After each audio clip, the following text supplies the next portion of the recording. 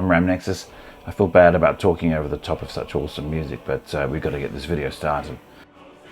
In this video, we're going to look at how the graphics and performance of Skyrim has developed on a bunch of different platforms since it was released 12 years ago. We'll look at how it looked upon release and how it can look now.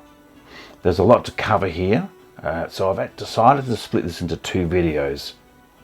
I received some really good feedback and a lot of interest in my recent Fallout video called Fallout 3 Looks Awesome on Xbox Series X, which it does. I thought I'd get part one of this video out to you as soon as I could, so you can chew over that whilst I work on part two. In this video, I'm also going to add in some interesting facts that I've come across during my research for the video. Some things I didn't know, some things you may not know. Should be interesting. Right, let's get going.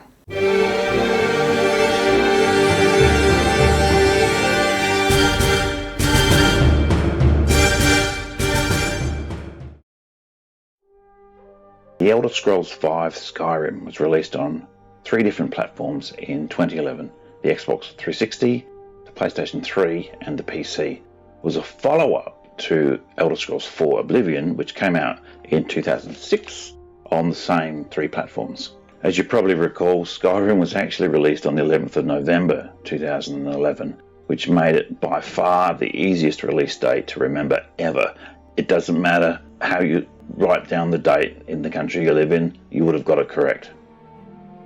Since 2011, Skyrim's been released and re-released a whole bunch of times, as we all know, and in this video and the next I'll cover most of those. Skyrim on both the Xbox 360 and PlayStation 3 ran at 720p resolution and a maximum of 30 frames a second. Before I get into the details, I'm reminded of something Todd Howard said recently, that Starfield, which is due to be released in about 2 months as of this recording, will run at only 30 frames a second on both the Microsoft and Sony consoles. This might be a disappointment to some, yeah, I totally get that, but I'm reminded that Skyrim also ran at only 30 frames a second upon its release on consoles. But as you'll see by the end of this video, it has improved in leaps and bounds. I predict the same will happen to Starfield. 30 frames a second is the starting point, not the end. When first released, a texture loading error was reported on the Xbox 360 version when the game was installed to the hard drive.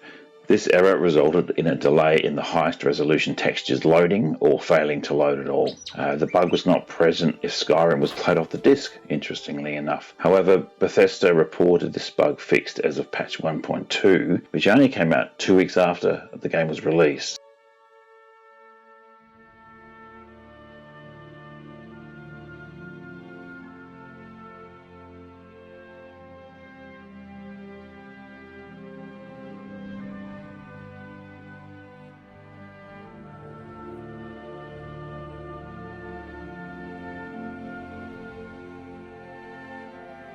The PlayStation 3 version of Skyrim has a more blurred look than the Xbox version, likely a result of using Nvidia's fast approximate anti-aliasing technology. This was a post-processing solution with a very low processing overhead, but it was not very picky about what it smoothed out, so the whole screen, the whole image tend to look a bit blurry. The draw distance on the Xbox version was also reported as higher than on the PlayStation 3 version for terrain, trees and some shadows. What I find most interesting is that the approach taken to balance graphics and performance between the two consoles differed, with the Xbox 360 version more likely to maintain 30 frames a second but at the expense of screen tearing, whereas the PlayStation 3 frame rate was more likely to dip in complex scenes in order to maintain VSync. So screen tearing on the PlayStation 3 version was rare, but frame rate drops were more common. Interestingly, the difference in approaches to balancing graphics quality and performance between the two consoles persists to this day with the Xbox Series X and PlayStation 5, and I'll talk more on that later. So wrapping up the initial console releases, the 360 was considered the superior version with its more consistent frame rates, with most reviewers considering screen tearing more tolerable than frame drops. Fun fact, on Metacritic for the PlayStation 3 there were 16 game outlets, their reviews were recorded with an average review score of 92%. All of the reviewers scored the game very highly except for one. The UK version of the official PlayStation magazine only gave Skyrim 70%. By comparison, the US version of the official PlayStation magazine gave Skyrim a score of 100%. Now, thanks to the Wayback Machine, I actually found that review and had a read of it, and it seems the author did pretty much find every bug that was possible to be found on the PlayStation 3, but as he said in his review, he really wanted to like it and really hoped that the bugs were squashed, and I'm pretty sure they are, but he had to report what he played. Yeah, just a bit of an anomaly in the history of Skyrim. My first purchase of Skyrim, well, the first of many, was for the PC. OG Skyrim on the PC was a DirectX 9 game, and an NVIDIA 260 video card was recommended, as was 4 gigs of RAM, though only 2 gigs was listed as the minimum required, which is, it's kind of cute by today's standards. Finally, original Skyrim on PC only took up about 6 gigs of hard drive space. I just had a quick look, and by comparison, my current Skyrim Special Edition folder is 44 gigs in size, bloated no doubt by the inclusion of many high-res texture mods.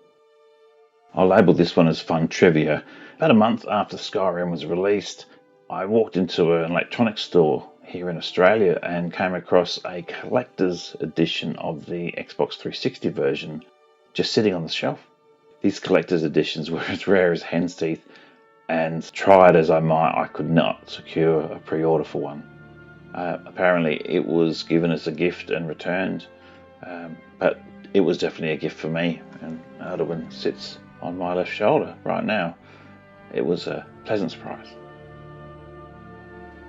3 months after the game came out, an optional high-resolution texture pack was made available for the PC version. This 4GB DLC improved many textures in the game, as you can hopefully see in these examples. It was most noticeable in close-up objects. However, overall impact I would say is low compared to most modern Skyrim texture mods. The DLC came with a warning that it required a video card with at least 1GB of video RAM to run. On the same day the texture pack came out, the Skyrim Creation Kit was released. This was a set of tools to inspect, change or control almost any feature or asset of the game, and is used mainly to make fan-made mods. There was actually a third item released for Skyrim on this day.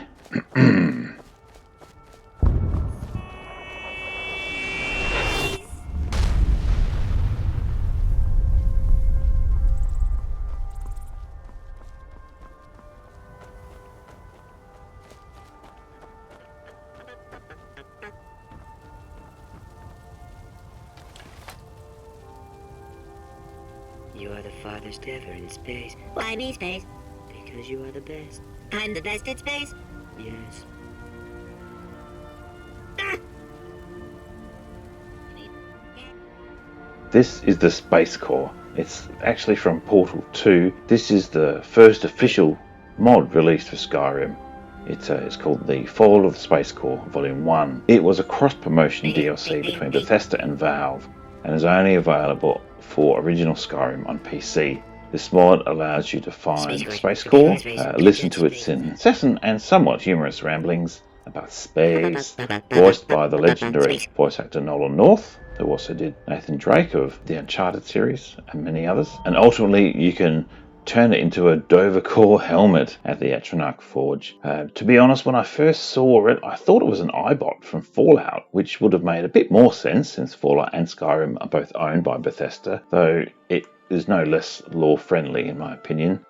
Look, I think cross-promotions like this can be entertaining, but in a game like Skyrim, where so much effort has been put into generating such a rich game lore, really, I guess there was no option other than to have this non-canon DLC literally fall out of the sky.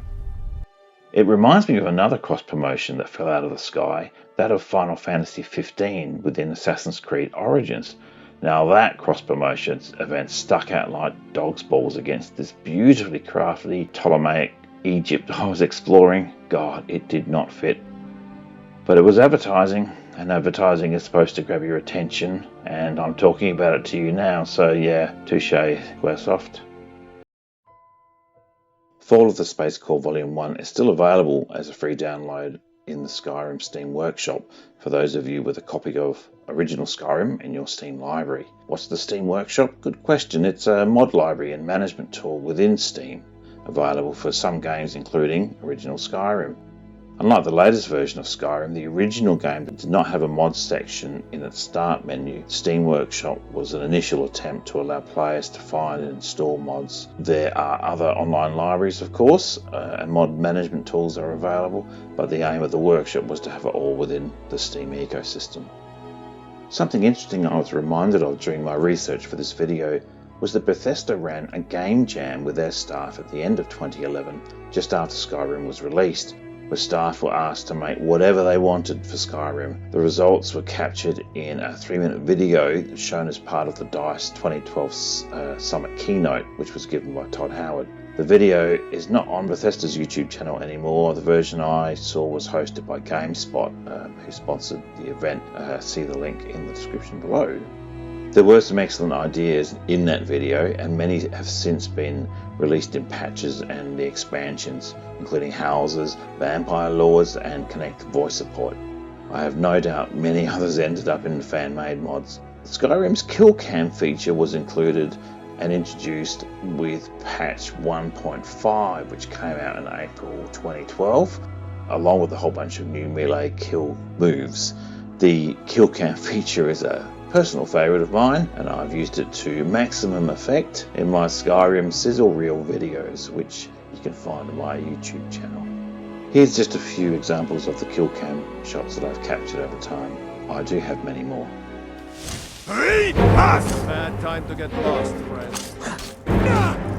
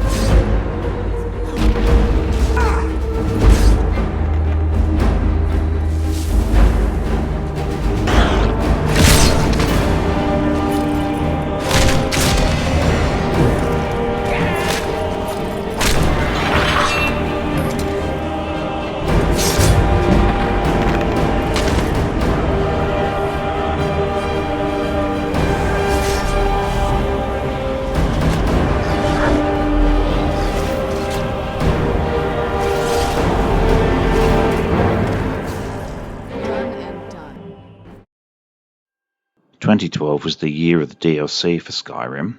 In that year, all 3 DLCs, Dawnguard, Hearthfire and Dragonborn, were released. In 2013, they were compiled together with the latest patch into Skyrim Legendary Edition for the Xbox 360, PlayStation 3 and PC. As mentioned, Skyrim ran at 720p, 30 frames a second on the Xbox 360 and PlayStation 3, just like Fallout 3 and Fallout New Vegas before it. However, unlike the Fallout games, the original console versions of Skyrim were never made playable on the Xbox One and PlayStation 4.